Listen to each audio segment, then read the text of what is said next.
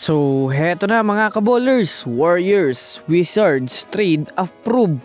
Davis ayaw bigyan ng malaking kontrata, alamin at ang balita patungkol sa katatakutan nga daw ang team ng Indiana Pacers next season. Tara na't pag-usapan natin yan dito sa Basketball Hot Shots.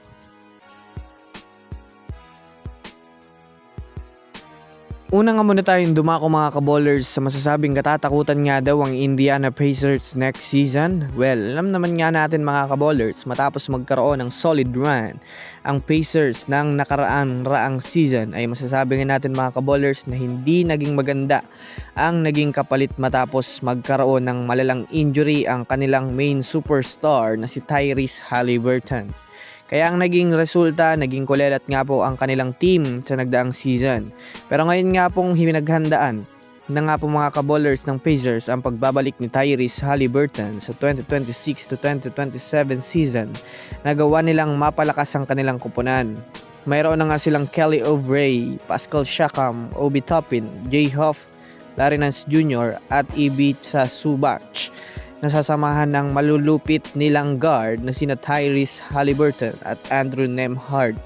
Alam naman nga natin mga kabowlers na kahit man nga po hindi bigyan itong si Tyrese Haliburton ng mga big names, ay kayang-kaya niya nga itong papasukin sa finals, lalong-lalo na ngayon na sinamahan ng mga star caliber na player. Kaya naman masasabi nating maaaring maging dark horse na naman nga ang team ng Indiana Pacers next season.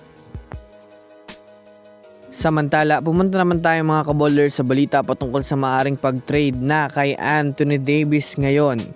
Well, sa ngayon nga po literal na inaantay na lang ng mga fans ang pag-process ng trade sa koponan ng Washington Wizards at ng Golden State Warriors na maaaring matuloy na.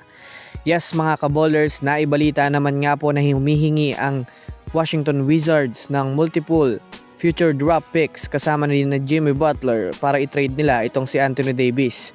Maaring ang matuloy na ito lalo pat sobrang panalo nga ang Wizards sa magiging trade. Bukod pa dyan, sobrang laki nga po ng hinihinging kontrata nito ni Anthony Davis sa Wizards dahil na rin naman sa gusto rin nga nito na maging long term ang kanyang kontrata.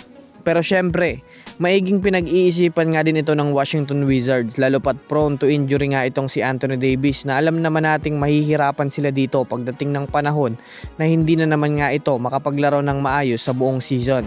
Kaya dahil nga sa laki ng offer ng Warriors sa kanila, hindi malabo na pumayag sila dito lalo pat sila nga mismo ang nag-request dito sa mismong Golden State Warriors kaya na nabuhay ang trade talks kay Anthony Davis. Kaya abangan natin to mga kabowlers, 24 hours to 48 hours ngayon.